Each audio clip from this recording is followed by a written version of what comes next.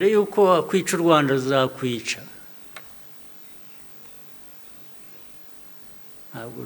Ntabwo wakwica abantu kabiri. Ibibaho tureba ntabwo twapfa kabiri. Uko mbivuze uku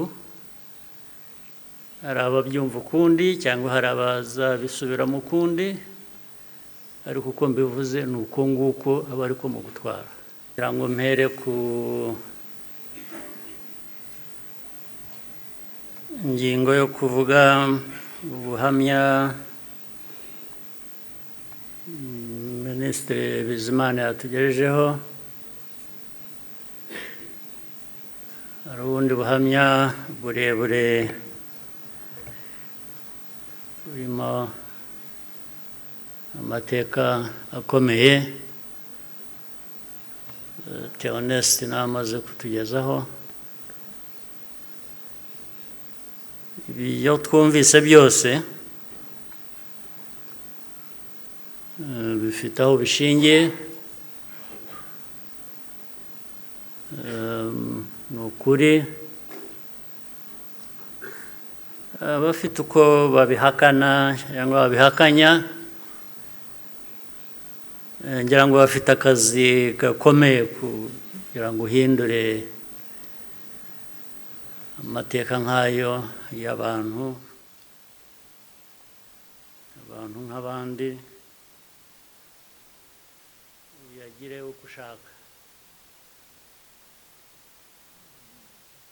yaba mu gihugu hano byaba hanze, cyane cyane bakunze guhindura amateka yacu ku mpamvu zitandukanye.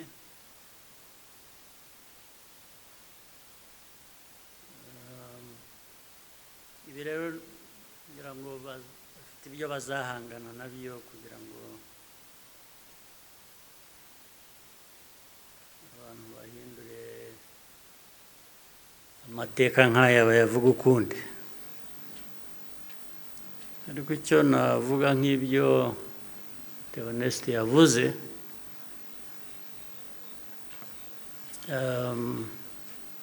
ibihe byo birahinduka, ibihe byarahindutse.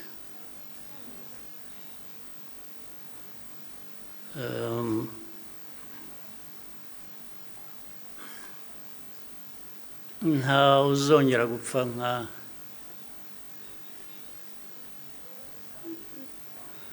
nk'uko Theoneste yabivugaga, n'abapfuye cyangwa nawe uko yapfuye.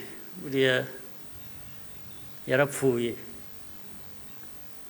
kuba ariho ni nko kuzuka, ariko nta wakongera gupfa kuriya. Impamvu kandi mu zindi nyinshi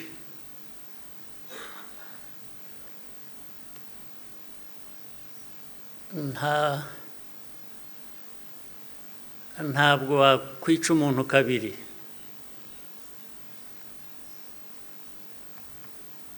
Ubigerageje azakwica mbere yo kumwica. Ubwo turi aha mutureba, bamwe bajya bashinyagura bavugira hanze. Igihugu cyose, igihugu cy'u Rwanda ureba, ntabwo gishobora gupfa kabiri.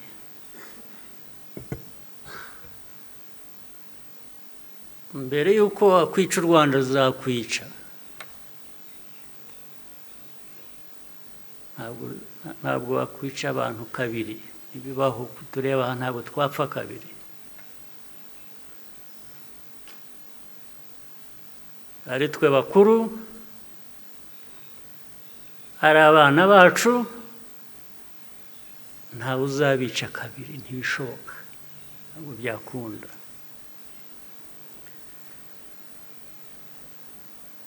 Tuzabaho nk'uko abantu bakwiriye kuba babaho, nk'uko abandi abo ari bo bose babaho. byanze bikunze ntawe twabisaba kubaho ntawe.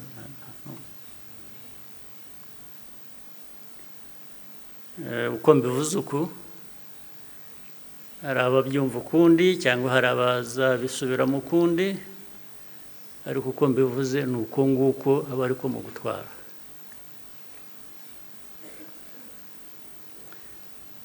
Ndabasaba rero ngo nkomeze ijambo ryanjye mu rurimi abashyitsi bamwe hano bumva batagombye kubasemurira, cyangwa se benshi cyane bari hanze bafitanye isano n'amateka yacu, harimo n'abo bayahindura bakayagira uko bashaka. Ndagira ngo mvuge mu rurimi bashobora kumva ntawe basemuriye. Today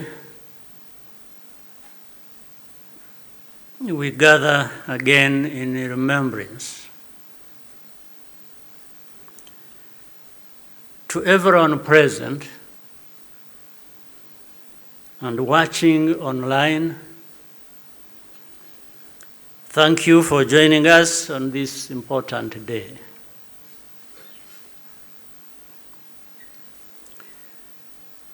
We deeply appreciate the friends who join us every year in person or in spirit without fail.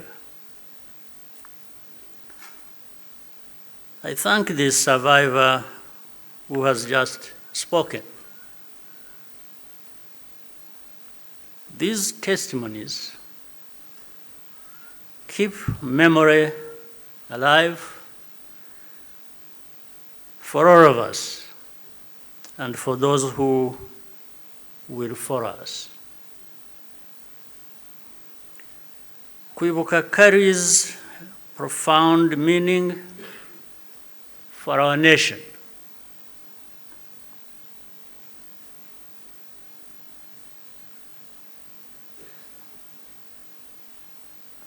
It is how we confront and overcome the divisions that nearly destroyed us. This day empowers us all.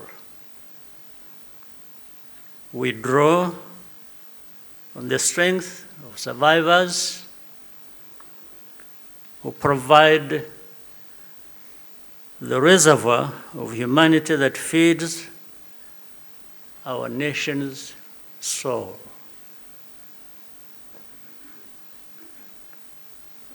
To all survivors,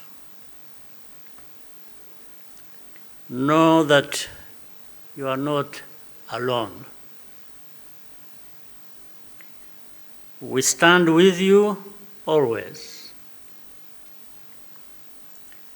Everything we have achieved was only possible because all Rwandans decided to join hands in a common purpose.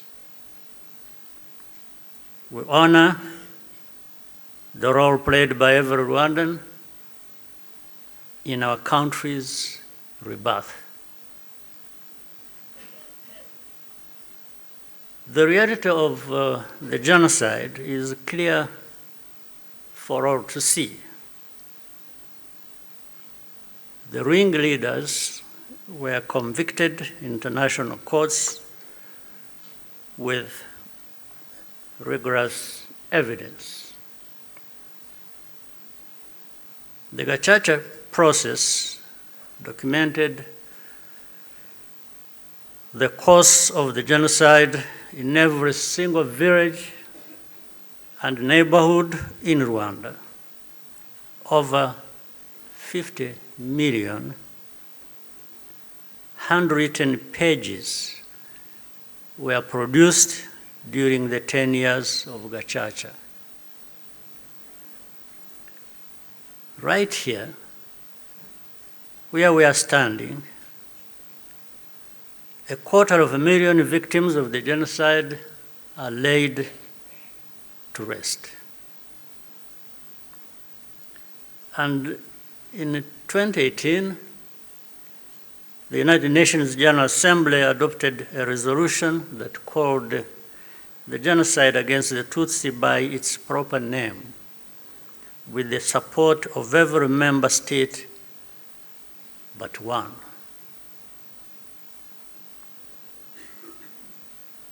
The truth is undeniable, and yet we still find people sowing doubt and twisting the facts up to today. This is not just a matter of ignorance, but something much deeper. It means that the risk of seeing history repeat itself is a constant danger if we allow ourselves and our friends to become indifferent. Genocide denial begins long before the genocide itself is committed. There is a pattern of looking away from the warning signs or taking them lightly. Hate speech turns into hate acts, dismissed as expressions of popular discontent. Behavior that should be immediately condemned is rationalized and minimized. The preparations are masked by narratives of popular grievance and fear. In the process, a moral equivalence is created between the targets of the genocide and the planners of it. All of these elements were present in our own story. There are some who pretend that the genocide against the Tutsi was a spontaneous event.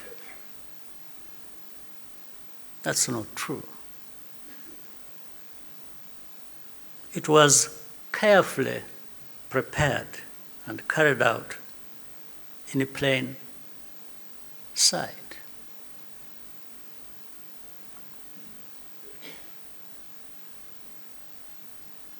Regrettably, some who spoke the truth at the time and who were even eyewitnesses later became peddlers of distortion, mainly for political reasons. Militias were openly trained and indoctrinated in hate. Weapons were imported in large quantities, and Rwandans who opposed it were threatened or killed. Before 1994, communities were subjected to waves of smaller massacres meant to normalize the killing and also to measure the reaction of the wider world. And with only a few heroic exceptions, the world was unconcerned until it was too late. In the early 1960s, after countless Tutsis were killed or forced into exile,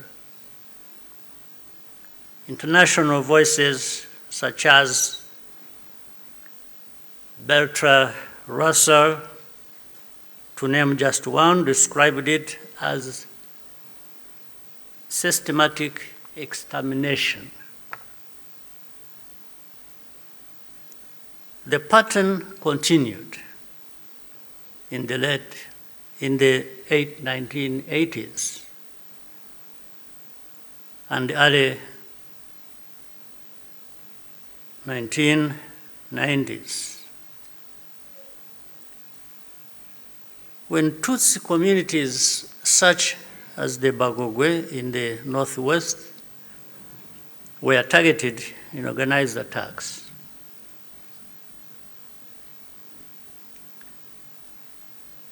in 1993,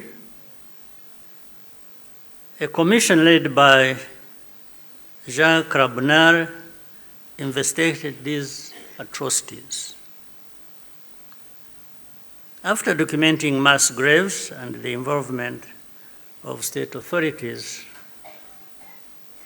they concluded that a genocide was being prepared. In the same year, the UN Special Rapporteur, Bakri Weli Ndiaye, warned that organized propaganda portraying the Tutsis as enemies was spreading openly, helping prepare the population for mass violence. In January 1994, the command of the United Nations mission in Rwanda sent a fax back to headquarters in New York with detailed intelligence that Interahamwe were stockpiling weapons and compiling lists of Tutsis to be killed. He was then ordered to share the information with the very government which was preparing the genocide and to take no further action. And sadly, the reaction today is no different here in our region. And you can see it right before our eyes. When the genocide began, the nature of the crime was immediately obvious. All Tutsi were targeted because of their identity. Nowhere was safe, including churches and schools. That horrific reality only underscores the humanity and the courage of the Rwandans who took risk to provide hiding places for their fellow citizens. The reaction of the international community was to evacuate foreigners and withdraw most peacekeepers. At Eto, Kichikiro, when the peacekeepers withdrew, thousands of desperate Tutsi were left to die. Such scenes were repeated across the country. If these forces had instead been supported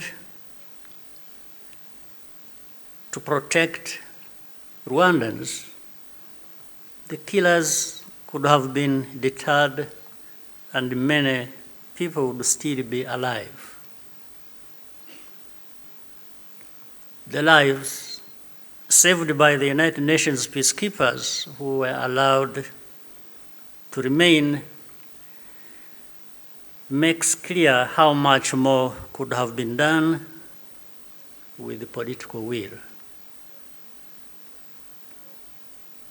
Even as the killings accelerated, the language used to describe what was happening itself became a matter of calculation.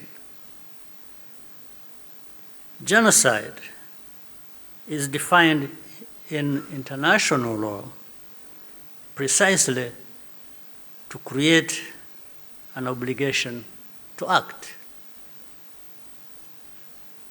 To witness such a crime and deliberately refuse to use the term is, in effect, genocide denial, perhaps even a form of aiding and abetting.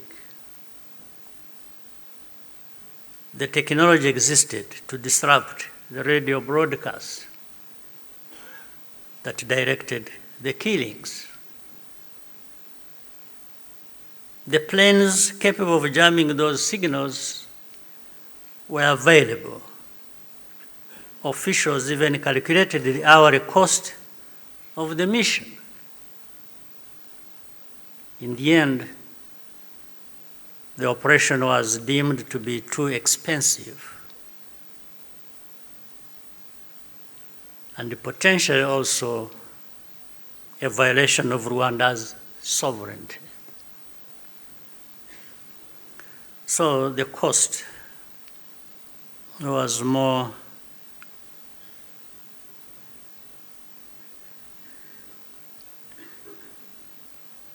it became too expensive. It was more expensive,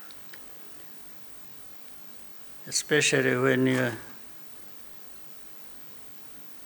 in their minds those lives are really worthless. So our lives were worth nothing. That's fine. For Rwandans, the lessons have been brutal.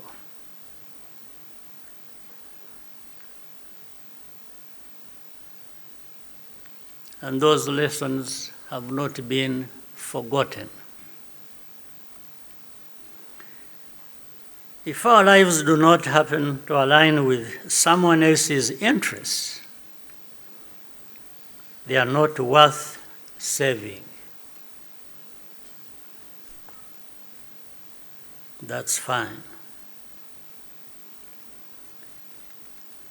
And so it had to be the Rwandan Patriotic Army that led the campaign against the genocide and ended it. Our deepest source of grief was always that we could not arrive earlier. This is a simple truth of history, which many today still have reservations about acknowledging, for reasons we do not and maybe will never understand. The culture and character of today's Rwanda Defense Forces, RDF, was forged in those dramatic moments. It guides the conduct of our forces who serve abroad in peace-building missions, earning universal respect. Indeed, no sanctions or insult from outside can ever tarnish the honor and integrity of Rwanda's defense and security forces, who are among the finest that can be found anywhere.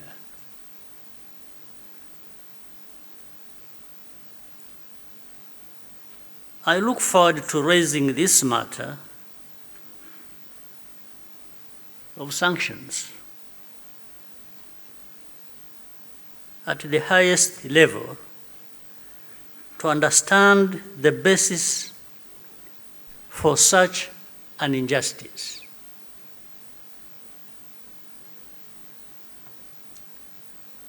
Rwandans understand the cost of tolerating extremism, and our central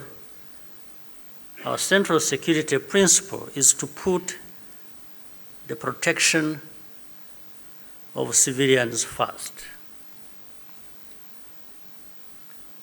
After the genocide, Rwandans chose to rebuild our country together. With that came a promise to never let the politics of genocide take root ever again. I tell you, genocide cannot happen here again. It won't happen.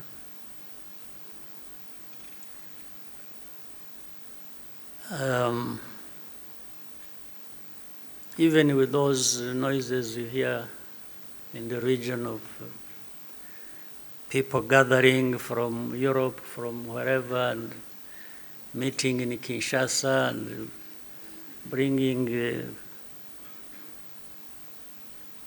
the son of Habyarimana and relatives and others from wherever and gathering. All of that is just noise. It cannot amount to anything that will happen here of that kind again. It cannot happen. And I'm saying this not just as a person. And I'm just saying it because I know every Rwandan, young and old, is as determined and is saying so, like I'm saying now to you.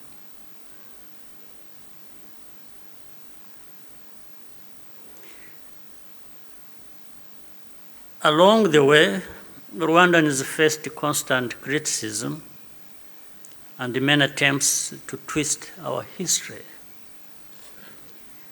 But the power we will always have is to use our minds to see the truth, and our voices to speak up when something is not right. You can never silence us in whatever form. We must be clear about the dangers that remain. When the genocidal government collapsed in July 1994, the soldiers and the militia fled across the border into DRC, forcing millions of civilians along with them. Inside the camps, they were organized into what is now known as FDLR and launched a sustained cross-border insurgency against Rwanda, claiming tens of thousands more lives. This was the period known as the Abacengezi insurgency, and the western border was only fully secured by the end of the 1990s through the combined efforts of our army and the brave residents of those areas. And since then, our defensive measures have been aimed at ensuring that such attacks can never again be made across our borders. This is not a problem that should be left to Rwanda alone. Doing so only rewards those behind the threats, while Rwanda is penalized for standing up for itself. Imagine a farmer whose field catches fire. At first, the flames are small. A few neighbors think it does not concern them. Others say the wind will change and the fire will die out on its own. So they watch and wait. But the wind does not change. Meanwhile, a pyromaniac is secretly adding fuel to the fire. So the fire spreads from one field to another, and then into the forest and the towns and beyond. Only then do people run with the buckets of water and call for the establishment of a fire department. Africans, more than most, should understand that the danger of moral passivity in the face of hatred and violent extremism.